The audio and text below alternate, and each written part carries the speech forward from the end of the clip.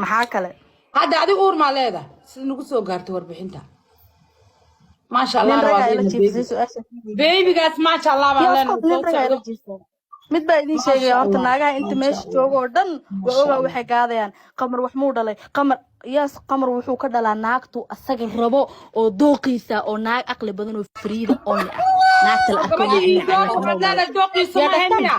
gabadhii ii door dooqiisa ma so ahayn aniga dhageyso gabadha hore ha qeelina dhageyso waa kaa dhegaysanaa cunuga markaa aniga caloosha dhegayso ku jira feeride ha qeelinin ninka wuxuu dhahay ma dhaliis baan ahay adigu dhashada keenta marka maxaa qaldan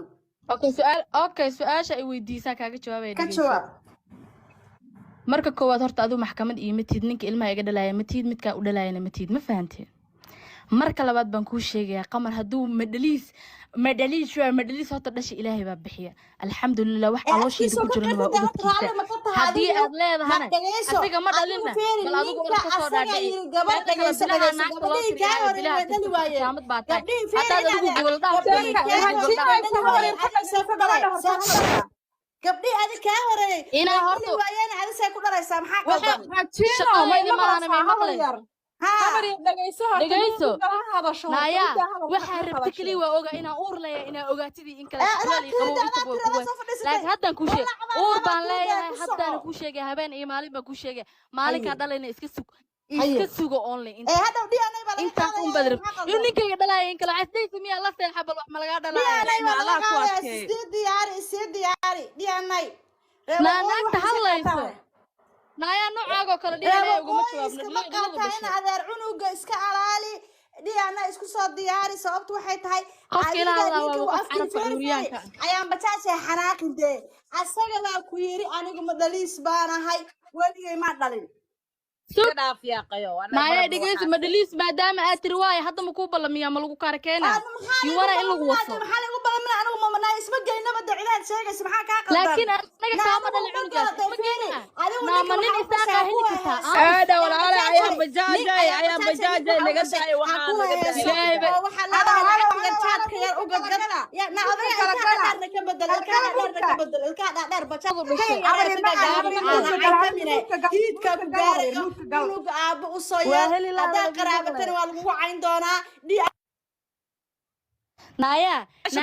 ilmaha lagama dhalo ma fahamsan naagta jecel yahay ilmaha laga dhalaa horta fiiri ilmaha naga dhaafay maya ayada waa ayada cunuga maxaa qaldan haba rajiina maxaa qaldan de habay dhegayso ilmo naga daaya ilmo yaroo adduunka imaanba haddaa naga dhaafa ninka wuxuu dhahay ani madhaliisaan ahay gabadaa soo